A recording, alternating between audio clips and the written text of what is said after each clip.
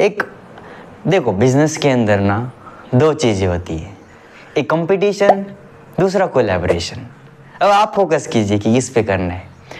और जो business growth होती है ना, जो ऐसी रैपिड ग्रोथ होती रहती है, वो बिजनेस चलते कोलैबोरेशन के ऊपर, कंपटीशन के ऊपर फोकस नहीं करते।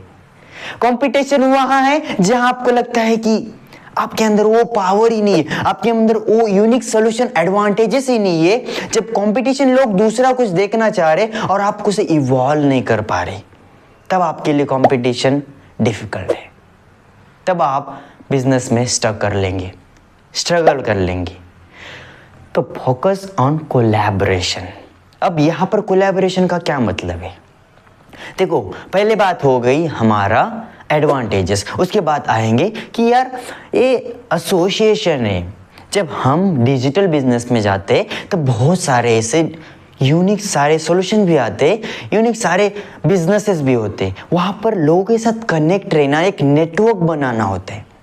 अगर जब तक नेटवर्क नहीं है, क्योंकि एक देखो, अगर कोई आपका बिजनेस ऐसी सर्विस में है जब आप सर्विस कोई प्रोवाइड कर रहे और वो सर्विस उनके लिए सॉल्व हो सकती है, जो आप कोई कस्टमर आएगा आपके पास और आप उनसे लेते, जो कस्टमर डायरेक्टली उनके पास भी जा सकता था, लेकिन वो आपके पास आ रहा है क्योंकि आपका कुछ एडवांटेजेस है।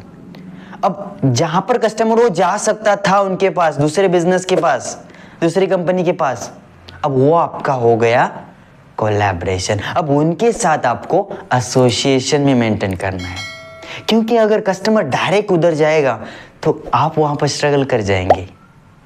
That is what a collaboration.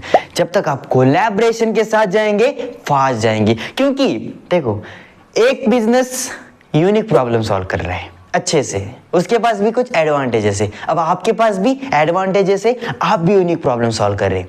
अब क्या हो गया? दोनों का कॉम्बिनेशन हो गया, अब दोनों मर्ज हो गए।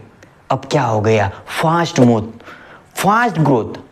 जब फास्ट ग्रोथ होगी तब वहां पर एसोसिएशन, कोलैबोरेशन इस तरह से वर्क करता है। बात